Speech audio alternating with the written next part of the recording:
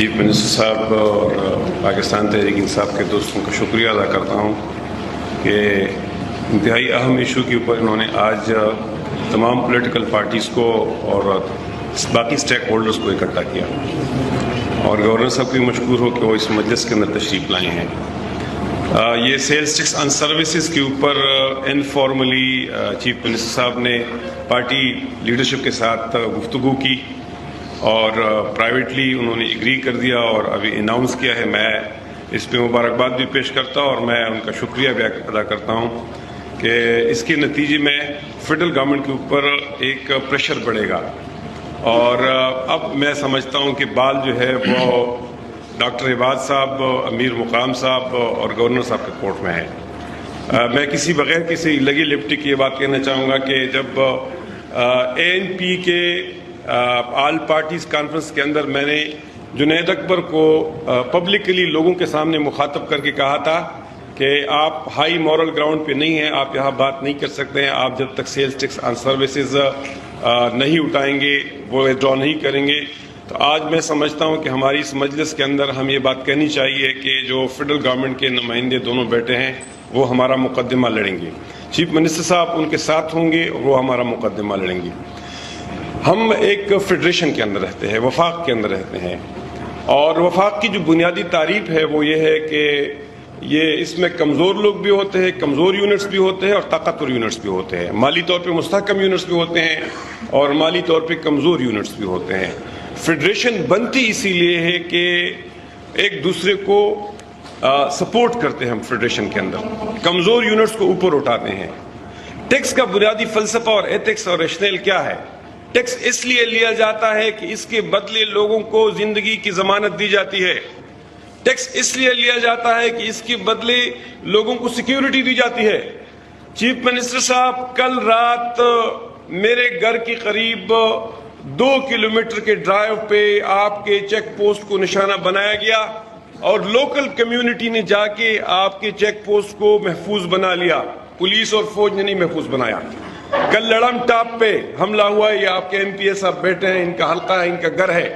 اور 17 پولیس والے زخمی ہوئے، ان میں سے 4 شہید ہوئے۔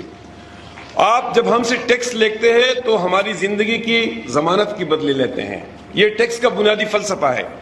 اور ہمیں زندگی کی بنیادی ضمانت نہیں ہے، ہم زندگی کی بھیک مانگ رہے ہیں، لوگ بتے دے رہے ہیں۔ یہ جو جنوبی اضلاع ہے،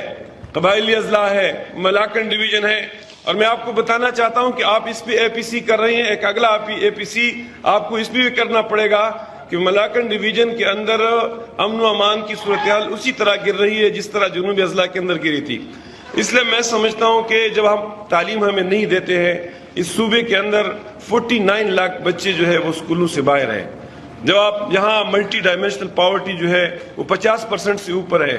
جب غربت ہو، تعلیم نہ ہو، پینے کا صاف پانی نہ ہو، تو ٹیکس کس چیز کا لیا جاتا ہے؟ اس لیے میں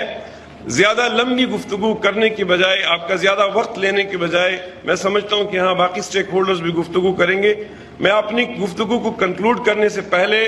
2-3 یہ تجاویز دینا چاہتا ہوں۔ ایک تو یہ ہے کہ آپ نے ایک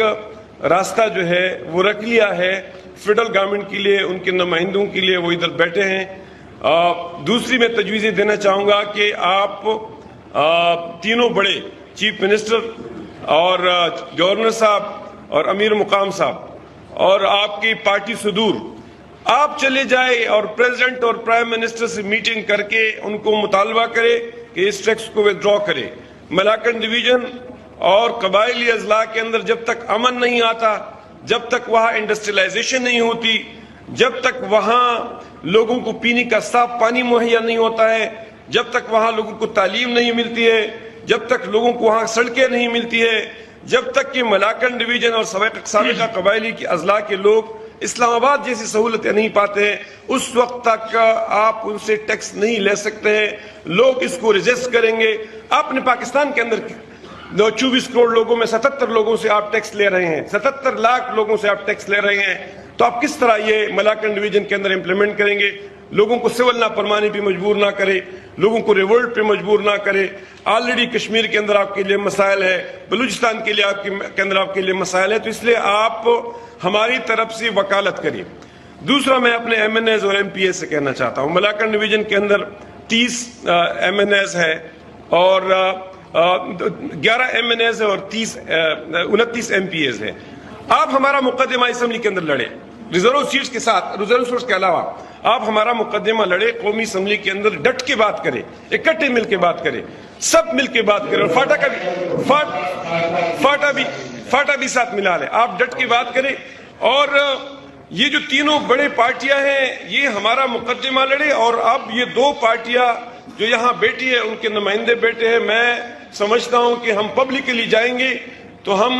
جب لوگوں کے اندر بات کریں گے تو ہم PTI کے خلاف جب طاقتور طریقے سے بات کرتے رہے تو وہ نہیں کریں گے. اب آپ کے خلاف اس لیے کریں گے کہ آپ کی یہ ذمہ داری ہے کہ آپ ٹیکس کا اس وقت یہ آپ نے لگایا ہوا ہے اور آپ اس کو اٹھائیں گے. بس میں انہی الفاظ پہ اپنی گفتگو کنکلوڈ کرتا ہوں. Thank you very much.